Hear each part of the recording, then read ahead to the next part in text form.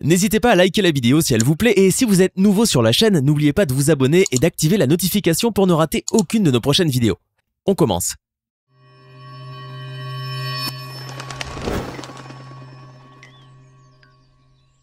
Un homme au ventre gigantesque, un petit garçon qu'on croit enceinte, une petite fille née avec des fœtus dans l'utérus, ou encore une dame qui a gardé un fœtus endormi pendant 36 ans dans le ventre. Installez-vous confortablement. Aujourd'hui, vous allez entendre des histoires rocambolesques. Voici les histoires de ces personnes qui ont eu d'étranges expériences de grossesse. En novembre 2010, les médecins du Queen Elizabeth Hospital de Hong Kong étaient comme à leur habitude à leur poste, prêts à entamer une nouvelle journée de travail. Lorsque soudain, ils eurent la visite d'une femme enceinte qui devait accoucher par césarienne. Les médecins de l'hôpital, devant la prendre en charge, ont décidé de la préparer pour le bloc opératoire avant de commencer l'opération de la césarienne. Mais au moment d'extraire la petite fille du ventre de sa mère, les médecins furent surpris par l'état du nouveau-né. Celle-ci avait légèrement l'abdomen déformé. Ils décidèrent alors de lui faire subir une batterie d'examens afin d'identifier le problème de la petite fille, qui était née avec un poids de 4 kg. Il s'est avéré, après les examens, que cette petite fille portait dans son ventre 2 fœtus jumeaux. Ouais, c'est possible. Le bébé était porteuse de ce qu'on appelle un fœtus in situ, une pathologie congénitale extrêmement rare qui concerne près d'un cas sur 500 000 naissances. Elle se caractérise par la présence d'un fœtus qui grandit à l'intérieur de son jumeau. Celui de la petite fille était d'autant plus incroyable car celle-ci portait 2 fœtus en même temps, ce qui veut dire qu'ils devaient normalement être des triplés. Le fœtus in situ est le résultat d'une anomalie de l'embryogénèse. C'est-à-dire que dans le cas d'une grossesse gémellaire, la cellule se divise anormalement, ce qui fait qu'une cellule se développe dans l'autre au lieu que chacune se développe toute seule. Ici, les cellules qui devaient normalement se développer sont restées dans le ventre de la fillette sous forme de masse. Après avoir réalisé une échographie et un scanner quelques jours après la naissance de la petite fille, l'équipe médicale composée de pédiatres, de radiologues, d'obstétriciens, d'anatomopathologistes et de chirurgiens ont décidé sans plus attendre d'opérer le bébé, 14 jours après la naissance, afin de lui retirer les masses. Ces dernières se présentaient avec un diamètre de 4,7 cm et siégeaient entre sa rate et son rein gauche. Selon leur description, ils ont retiré 2 masses solides hétérogènes contenues à l'intérieur d'un sac.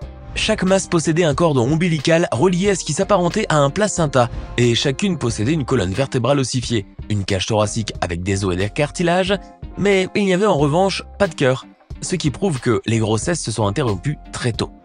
Et ils ne pouvaient pas non plus savoir s'il s'agissait de filles ou de garçons. L'opération fut très compliquée et très risquée puisque la santé de la fillette était entre leurs mains et qu'elle pouvait ne pas la supporter étant donné qu'elle n'était encore qu'un nourrisson de quelques jours. Mais grâce à eux et à leur professionnalisme, l'opération s'est finalement bien passée et le bébé est aujourd'hui une fillette en bonne santé. Ce cas si exceptionnel n'aura fait que les former davantage à des cas médicaux exceptionnels et intéressants à étudier.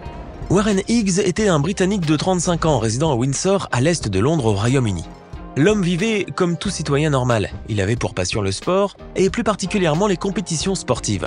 Warren était spécialisé dans les courses. Un jour, alors qu'il voulut se préparer pour faire une course, il fut pris par une violente douleur abdominale. Si violente qu'il alla directement se faire ausculter à l'hôpital. C'est là qu'on lui diagnostiqua une maladie grave et méconnue appelée la polykystose rénale. Cette maladie peu connue du grand public est une maladie génétique héréditaire. Elle se caractérise par la formation de kystes dans les reins. Un phénomène qui conduit les reins à prendre des formes surdimensionnées pouvant entraîner une insuffisance rénale et bien d'autres problèmes de santé. C'est une maladie qui touche mine de rien plus de 60 000 personnes en France et plus de 12 millions dans le monde. Les reins de Warren Higgs n'ont donc pas cessé de grandir jusqu'à atteindre un poids de 15 à 20 kg chacun, un poids astronomique comparativement au poids d'un rein normal qui est de 150 grammes. Ses reins étaient devenus plus gros que ceux de l'actuel détenteur du record du plus gros rein du monde selon son chirurgien. Cela s'est naturellement répercuté sur son apparence physique puisque son abdomen a pris une forme surdimensionnée comme s'il s'agissait d'un ventre de femme enceinte. La maladie était devenue un vrai problème dans la vie de Warren. Un jour, la polykystose lui a provoqué un méchant anévrisme, lequel a provoqué à son tour un accident vasculaire cérébral. Warren Higgs s'est retrouvé du jour au lendemain paralysé du côté droit. À ce jour, sa maladie lui aura provoqué au total 6 autres accidents vasculaires, à chaque fois de plus en plus graves. Plus ses reins grossissaient, plus ses poumons, son estomac, ainsi que ses autres organes se comprimaient, ce qui n'était pas sans conséquence. Il souffrait à cause de cela de troubles digestifs et d'inconfort respiratoire et bien d'autres gènes.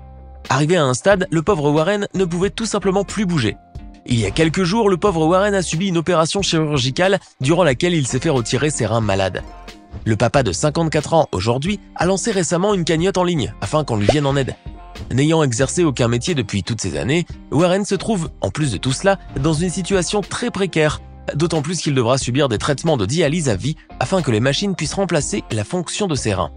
Il voudrait également s'acheter un fauteuil roulant, seul moyen pour lui de se déplacer après l'opération. L'ancien sportif aura vécu les pires années de sa vie dans une souffrance insoutenable.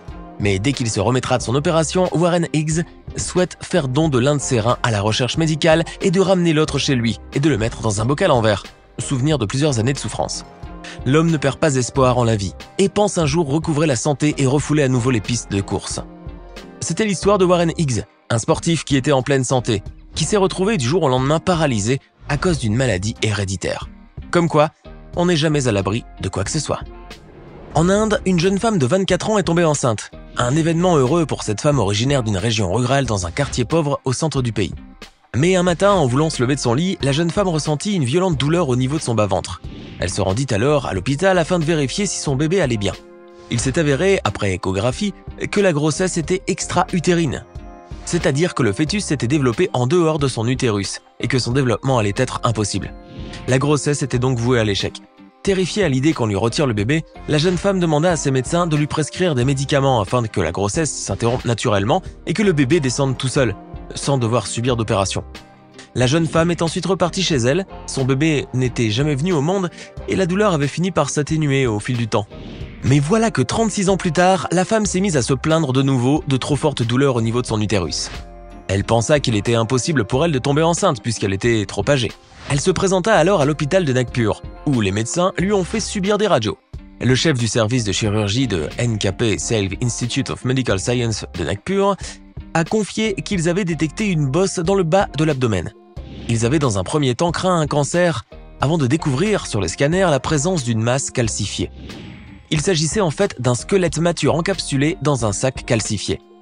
Comme les médecins n'avaient jamais entendu parler de cela, ils consultèrent des ouvrages médicaux à la recherche d'un précédent et ont ainsi découvert qu'en Belgique, une femme avait gardé pendant 18 ans un fœtus après une grossesse extra-utérine.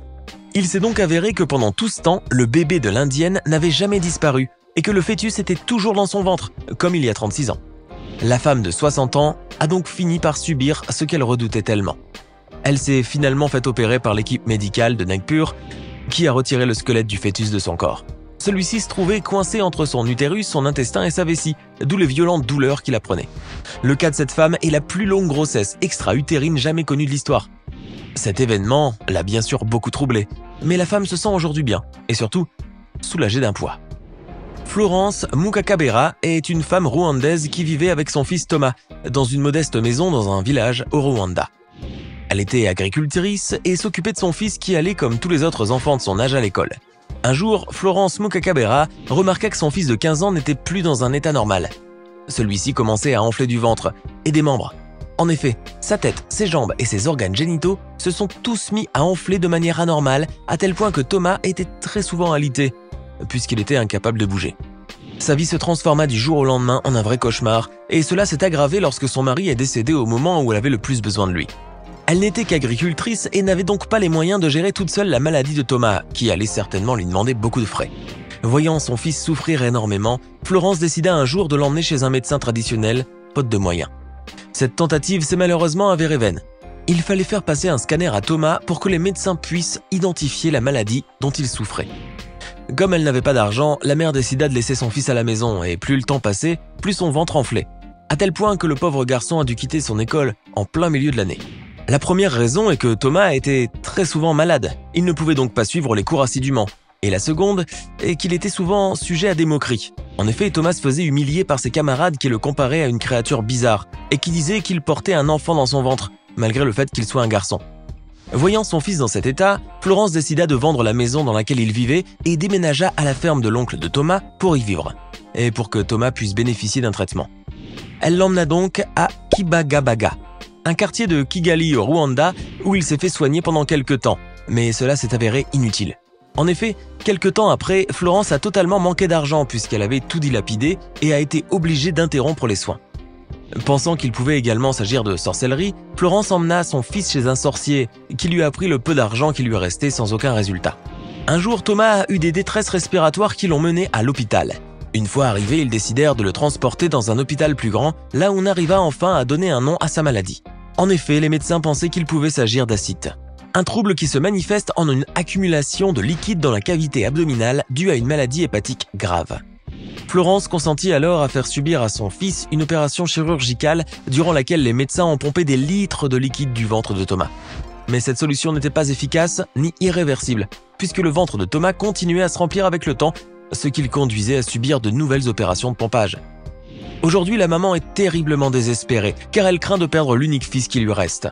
Car avant d'avoir Thomas, Florence avait donné naissance à 3 autres enfants qui sont tous morts. La mère et son fils souffrent énormément de la maladie et de la pauvreté. Elle travaille dur pour ne gagner qu'$1 par jour. $1 qu'elle économise pour pouvoir acheter les médicaments pour son fils. Parfois, elle s'abstient même de manger. La mère est tellement en détresse qu'elle a dû lancer un appel aux dons, car sans argent, elle est certaine qu'un jour elle perdra Thomas. Quant à ce dernier, il rêve de récupérer sa vie d'avant et de redevenir un jeune garçon comme les autres. Florence est le meilleur exemple de la mère battante qui sacrifie sa vie pour sauver celle de son enfant. Alors que pensez-vous de ces histoires incroyables? Laquelle vous a le plus touché? Donnez-nous votre sentiment dans les commentaires. Et si cette vidéo vous plaît, n'oubliez pas de mettre un pouce bleu, de vous abonner à la chaîne et d'activer la cloche pour recevoir toutes les notifications.